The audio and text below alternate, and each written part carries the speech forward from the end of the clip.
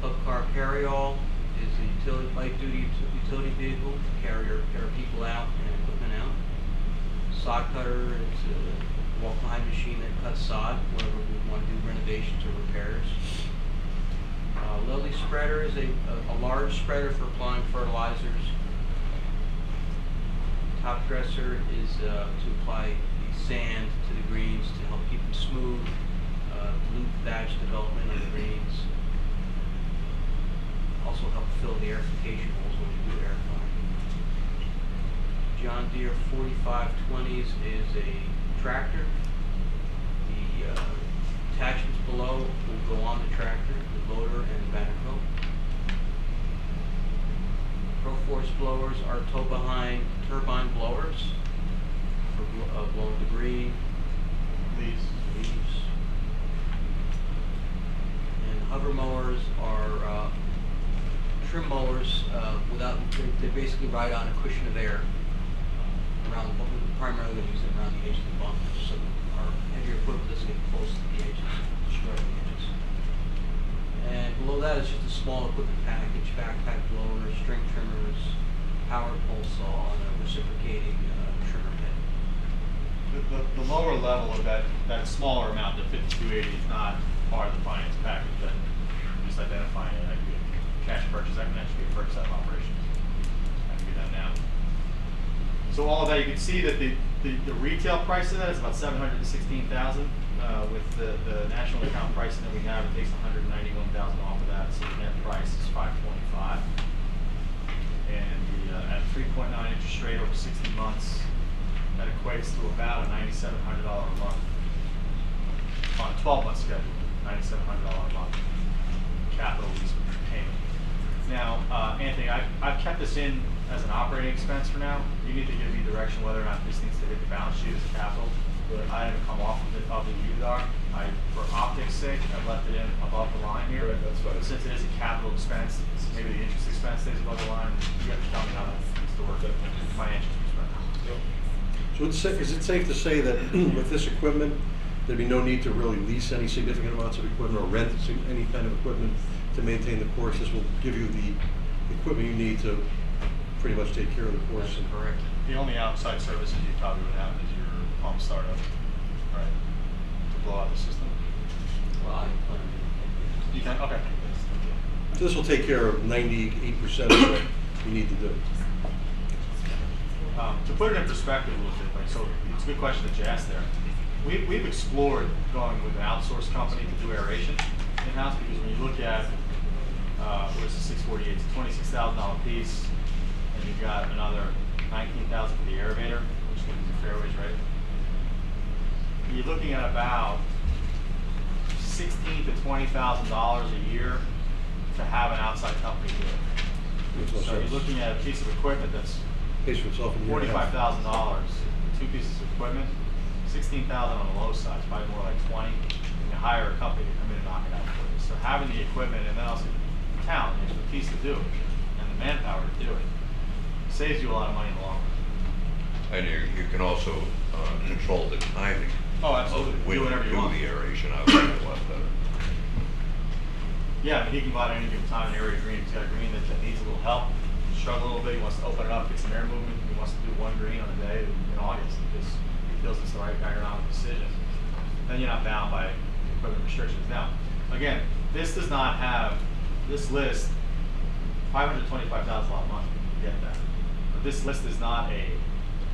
This is not a big bucket list of things that the golf course doesn't need. If you listen to and walk through the list, you can see everything has, has a daily, weekly, monthly, annual use that's important to the condition of the golf course. Is Dennis's sole responsibility Woodbridge, or does he have other responsibilities? Other clubs? He's the golf course superintendent here at Woodbridge. Full time? Yep. That's the only thing you're worrying about?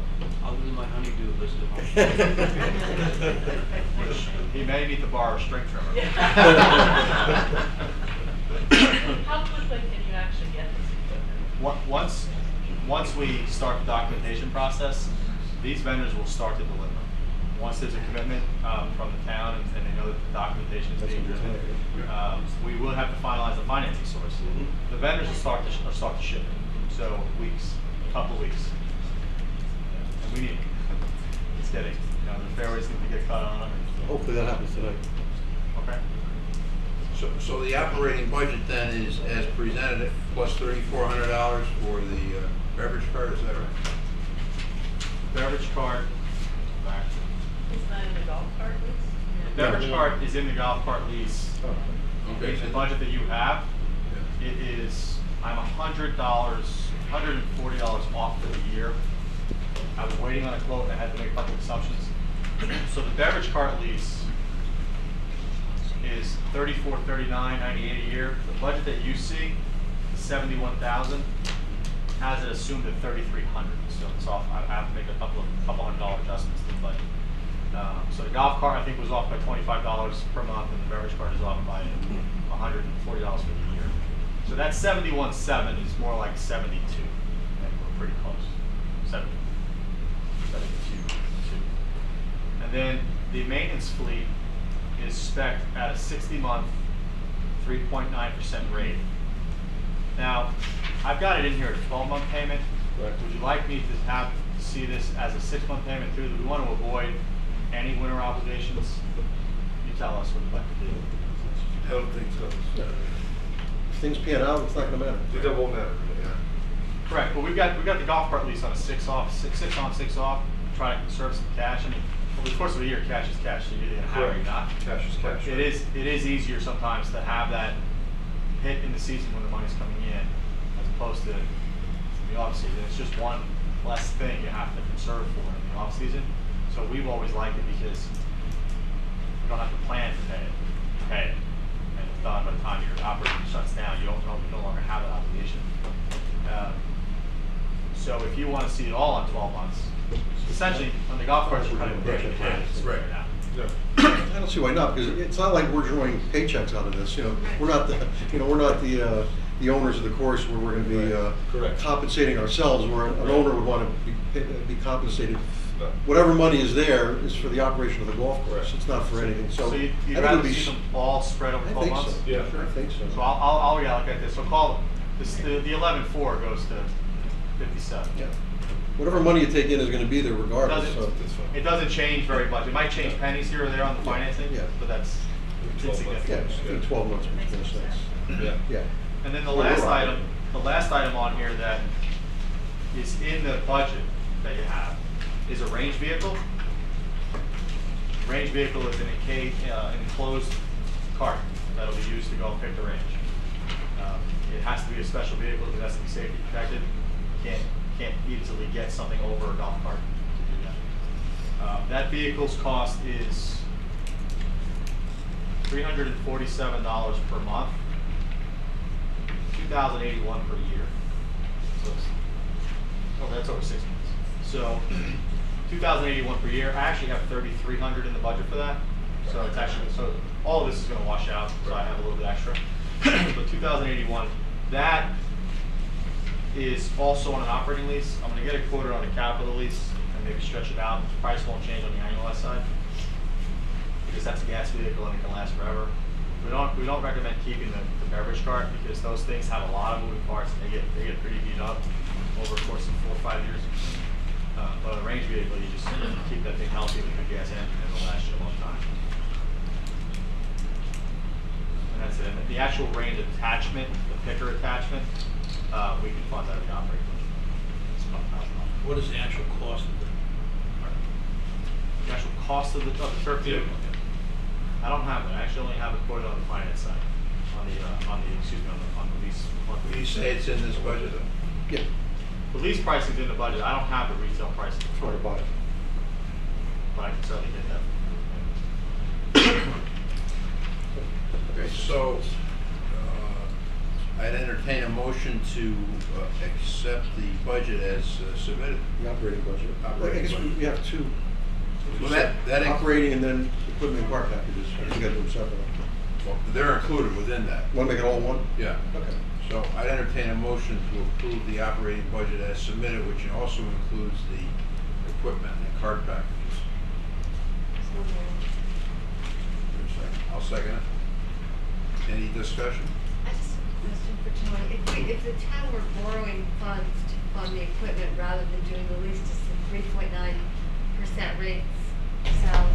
If we were to do a 5-year borrowing, Yeah. maybe a little less, but we'd have costs to borrow. Right, okay. So for such a small amount, it would make sense. All right, If, thank you. if we had. That was my sense.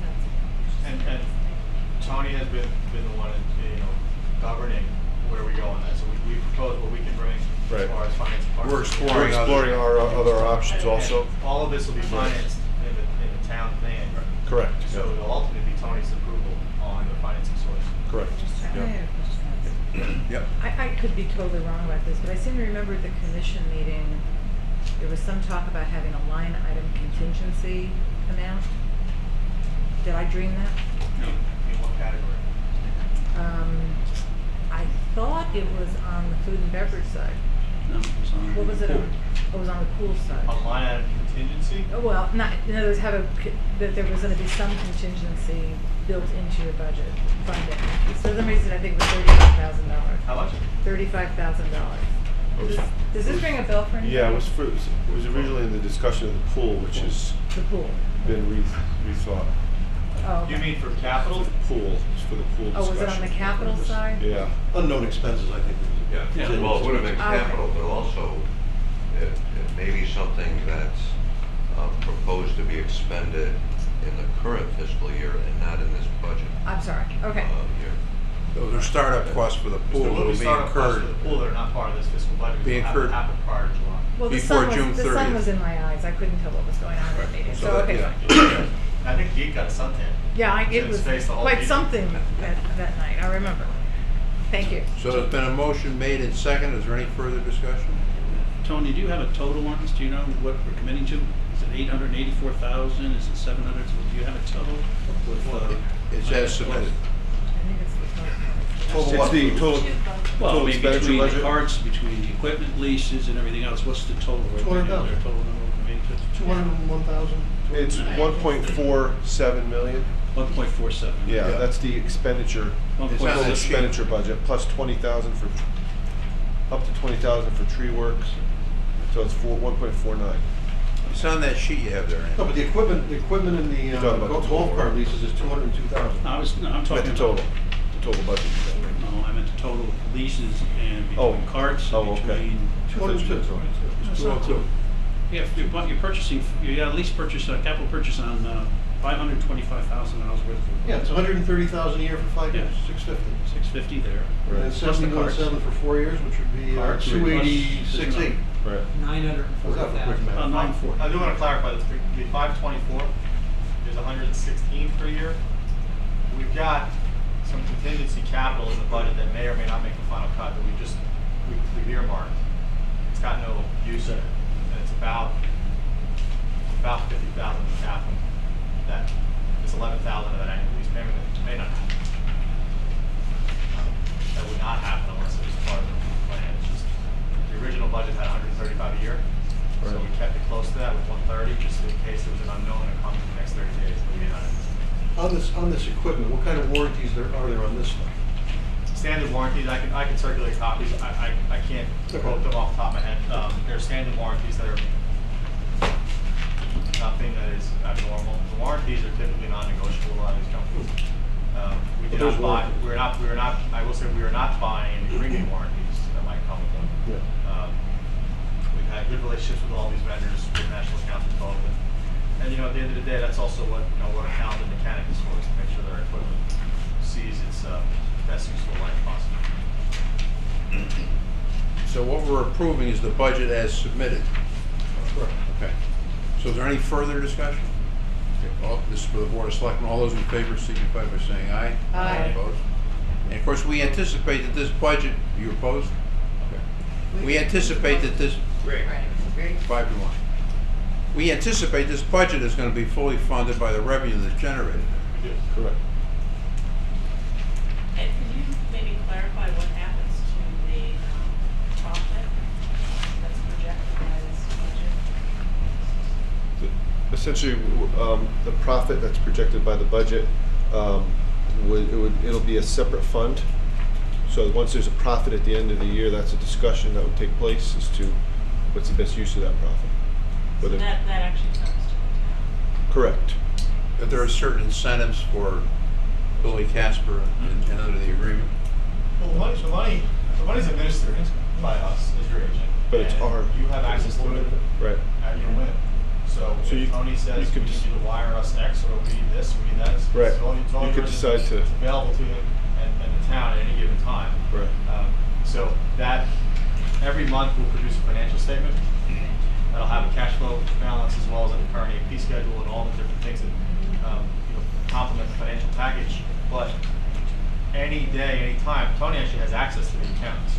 But any day, any time, Tony can request a statement of cash flow or bank reconciliation, anything, any time, based on whatever the town decides. So what we have seen in the past is,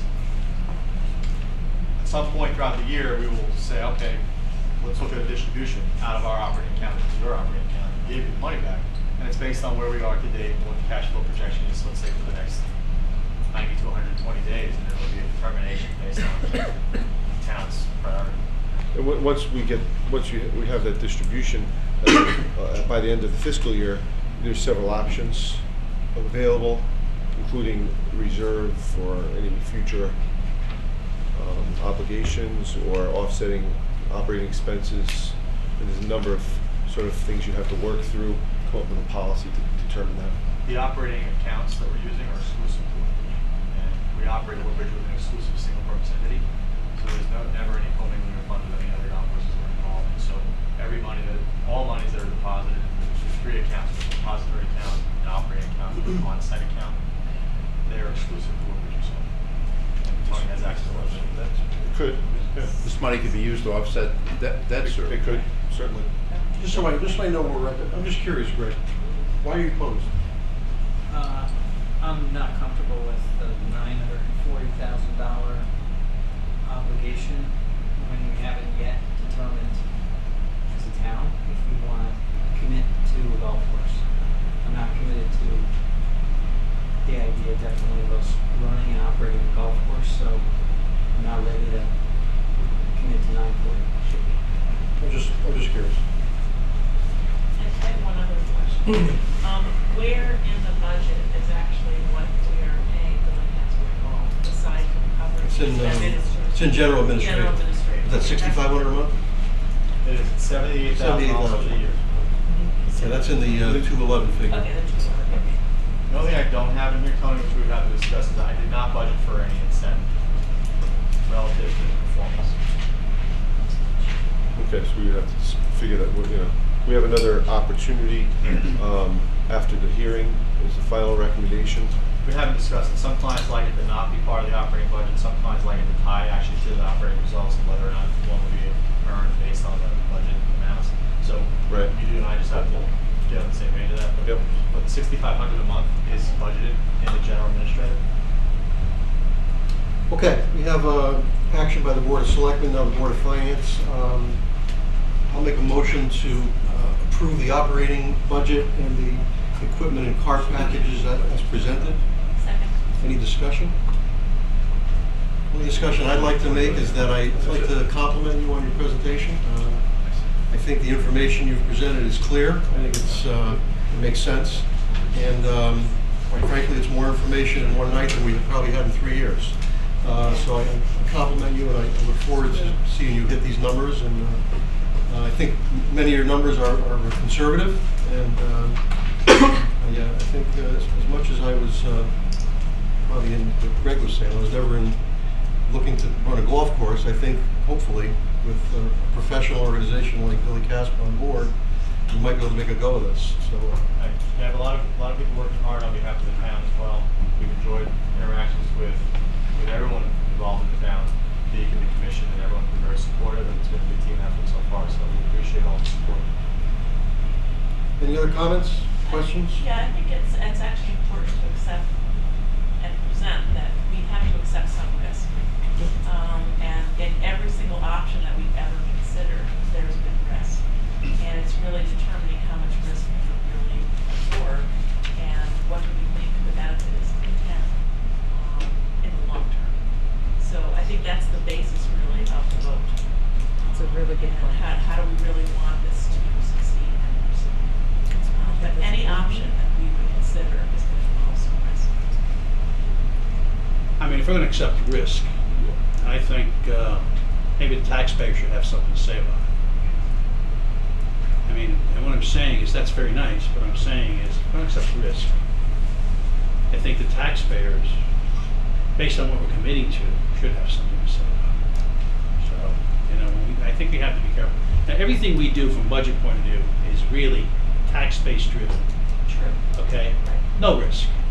So, if, you know, and if you don't make the budget, you make it up in taxes, like we have a tax increase this year. Okay? You know, if we spent more, then we're going to have to raise our taxes. We have to understand this is a business plan. And this business plan has to be made. And there is no debt service in this business plan.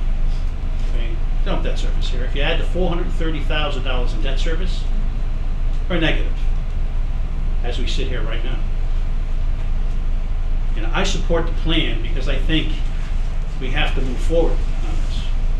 Okay, but when we talk about us deciding what the risk factor should be for the rest of the taxpayers in town, I don't feel that maybe that's our. Maybe we should. Maybe they should have a say. I think they do when they elect the Board of Selectmen. Right. I think, honestly, I don't think we have much choice. I think that, you know, the voters spoke very clearly. Right. If we can't develop a 17-acre parcel of useless land, I think we have to run the golf course because we bought it knowing we were buying a golf course. And they had to say supporting the purchase of that golf course. Right. I mean, you know, that's what started this ball rolling. Like I said, when we first talked about this, I made it very clear in meetings, I'm sure you could check, that I didn't think we should be in the golf course business. I probably think we still shouldn't, but I don't think we have a choice at this point. I think we have to, and the risks that we're all signing on for on behalf of the taxpayers. We have Saying the same thing. Yeah. Okay. So let's vote. We're good. Okay, all those in favor? Aye. That's May unanimous. I- Okay. May I ask who made the actual motion for Board of Finance? I made the motion. Okay, that gets us to the next item, is the capital budget. The dining options.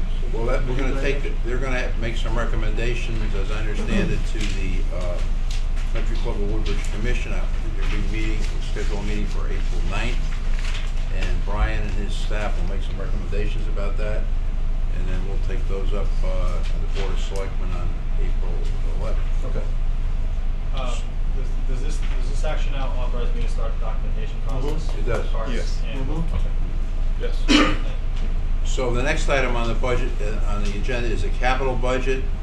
And in the budget that you've submitted, Brian, there's one item for capital expenses, tree work of $20,000. I guess that constitutes the capital budget. That's it. And just to reiterate what I said earlier, is there is likely greater long-term need for the golf course.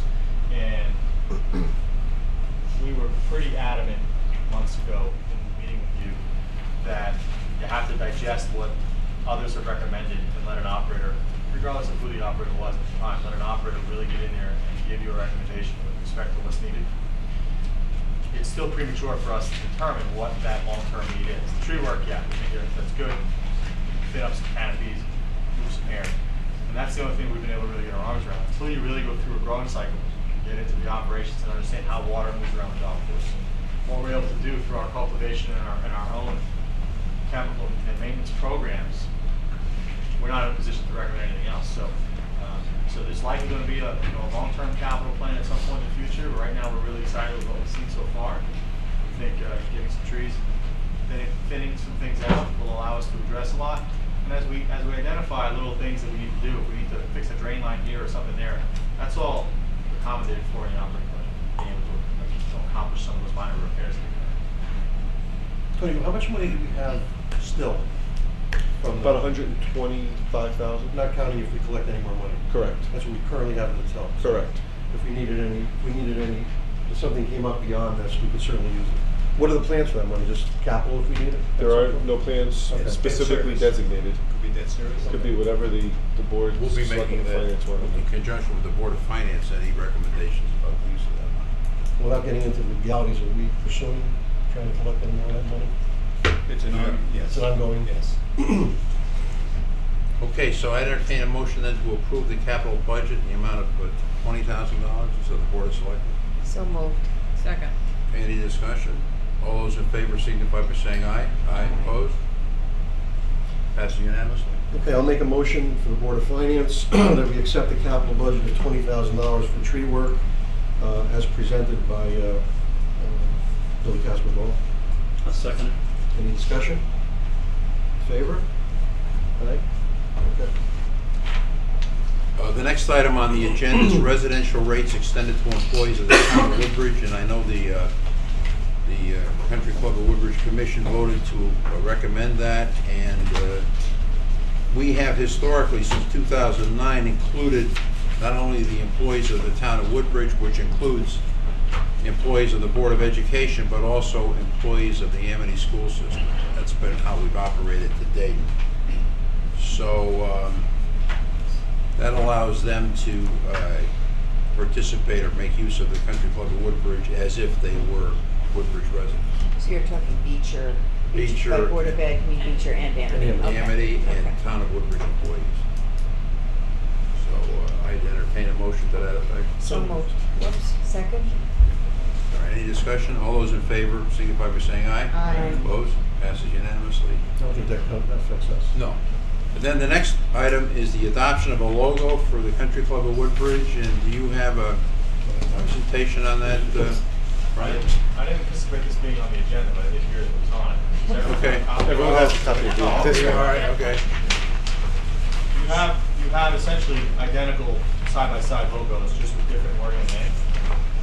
We met with the commission on Monday about this, and the one that seems to be of choice is the top upper right-hand corner logo, with one change in that the lettering would be reversed to be white, so it'll stand out more. The colors are going to change a little bit based on what the background of the item they're on. So, a red shirt versus a blue shirt versus a white shirt, they have a different color schematic from when an apparel company threads the logo. But we like the logo, highlights the golf ball. We think it stands out better than the other ones. We could go on and on and on having these designed. It's easy to do. I think when we look for a golf logo, we look for something that's going to show well on a shirt and show well on a hat. We want people to buy the logo. It's not so much whether or not it's something elaborate that's going to look great on a flyer. The logo falls in the background on a lot of our collateral pieces, but it really becomes a purchase item. We think that this will translate well into the chest of a shirt, the brim of a hat, top of a hat, on a golf ball. With white lettering. Yes, just to be clear, white lettering would be in that logo. Once we're good to move forward, this is actually what would be a trigger for us to be able to finish the website development phase, the color schematic, the design schematic of the web page, so actually hinge on this. So I entertain a motion. I'm sorry, go Well, ahead. you want to do the motion? Yeah, I'll why don't we ask do the that? question, okay. Yeah. I'll make a motion to we approve. The logo as submitted, recommended by the Country Club of Woodbridge Commission. I'll second that. With white lettering. With white lettering. With white lettering, exactly. Yes, Beth. I have a question. Do we need any issues with this, how do I say this? This looks very familiar very similar to a place where we ski, Waterville Valley. This is their actual. Waterville Valley? Yep, New Hampshire. New Hampshire. I just want to I just was talking to Tony, but I don't know if there's any issues with trademark or anything. If they have a trademark. I don't know. It's a community up in base of the White Mountains, and this. Ann Rubin is an expert on The trademark. WV is just exactly. I should have brought a piece of. I have their How's stickers that, and everything. Andy? I don't know. I think a one place doesn't trademark it. Tough. It's like Dunkin' Donuts with thousands of places Yeah, it trademarks. doesn't- I don't know. I just wanted Yeah, to no, I ask. just knowing what I know about it for clients of mine. Is the W going to be reversed in white also? Yes. And the lettering, right? Are you speaking of this? Yep. It's curved. Okay. So, How about that? As soon as I saw it, I was. I think it would be. I think that looks to me. I think that would be different enough. That's Okay. different, yes. All right. It used to be straight a long time. But it's funny that you bring that up. We actually took over golf courses in Dunedin, Florida last year in the name St. Andrews. Yeah. And at the same time, they got sued by St. Andrews. And it had to change. Well, there was a question brought up about the fact that this says established 1948. I brought that up, yeah. I remember. Yeah. And I think Well, because Woodbridge Country Club was established in 1948. The Country Club of Woodbridge was established in 2009. 1948 sounds better. And I know it does. Yep. I mean, it's a little bit of a. I'll leave it to the lawyers. Who do you think is gonna care? Be a conversation, please. I'm a precise thinker. Well, that's I good. understand. We'll note that. But I'm just asking, like, you're technically right, but is it really going to matter? Does the logo, those crossed putters? It's a W. It's a W. I know, but is it made?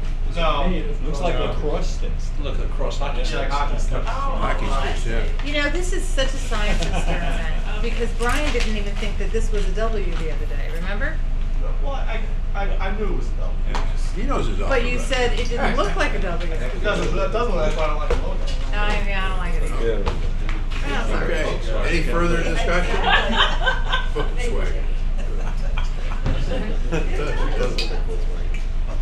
Looks like Any what? further discussion? Okay, all those in favor signify by saying aye. Opposed? It's a tepid eye. Passes unanimously, I guess. Do we have any other business that we want to address tonight? If not, then I entertain a motion to adjourn. So moved. Is still memberships available for everybody on this?